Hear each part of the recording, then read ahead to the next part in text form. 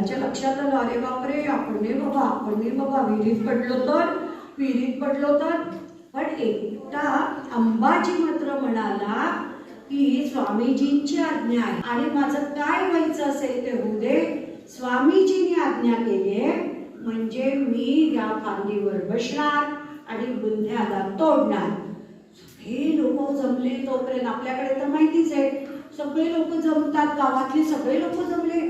अरे बापरे, काय हे गुरु, काय यांचे शिष्य, काय सांगितलं गुरुनी, फांदीवर बसायचं आणि बुंध्याला तोडायचं. मग एकटा अंबाजी म्हणाला, मी तोडीन, मी तर तयार आहे. असं म्हणून अंबाजी तोडत जोरात असे मारत होता कुऱ्हाडीने. आणि काय झालं, कडकड कडकड कडकड कडकड असा एकदम आवाज आला आणि ती फांदी तुटली अख्खी.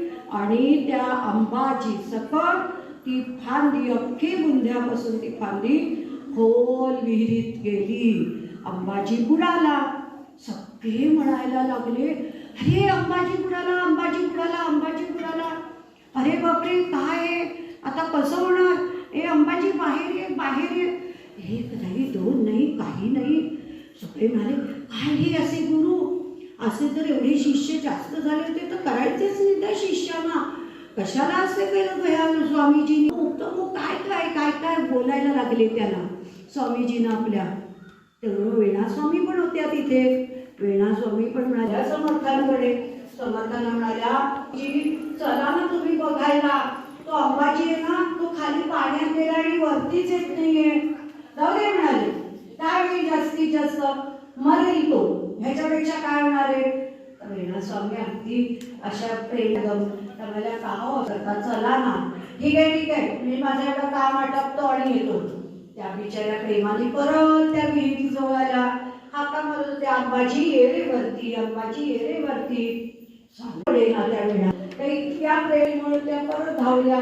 नको स्वामीजी, चला ना स्वामीजी, काढूया ना आपण आता अंबाजीला वरती, चला ना हो. स्वामीजी म्हणाले, बर चल, आता तू एवढं पाठी लागलेस, आता चल. म्हणून आले स्वामीजी आणि अशी गोल विहीर असते की विहिरीच्या कथड्यावर असे उभे राहिले आणि असे वाकून म्हणाले, अंबाजी काय रे, कसा आहेस तू, बरा आहेस ना. तर खालून त्यांनी सांगितलं, हो हो स्वामी, मी एकदम बरा आहे. आणि कसं वाटतंय तुला. स्वामीजी, मला खूप छान वाटतंय. हो स्वामीजी, अगदी मी कल्याण आहे, माझं खूप छान झालंय. मग स्वामीजी म्हणाले, मग ये बरोबर आता. आणि आला की तो वरती, एकदम वरती आला. सगळे लोक खुश झाले. स्वामीजी म्हणाले, काय रे, कसं वाटलं तुला. स्वामीजी, मला इतका आनंद मिळाला, मी शांत खाली बसलो होतो आणि श्रीराम जय राम जय जय राम असं छान मांडी भरून बसून असं छान जप करतो, माझं सगळं कल्याण झालं स्वामीजी. मग स्वामीजी म्हणाले, आजपासून अंबाजीचं नाव आहे कल्याण.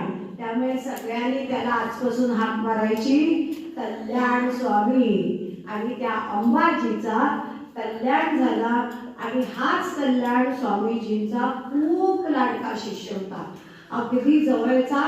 आणि त्यांचं स्वामीजींवर अत्यंत प्रेम, निष्ठा, विश्वास, श्रद्धा. स्वामीजींनी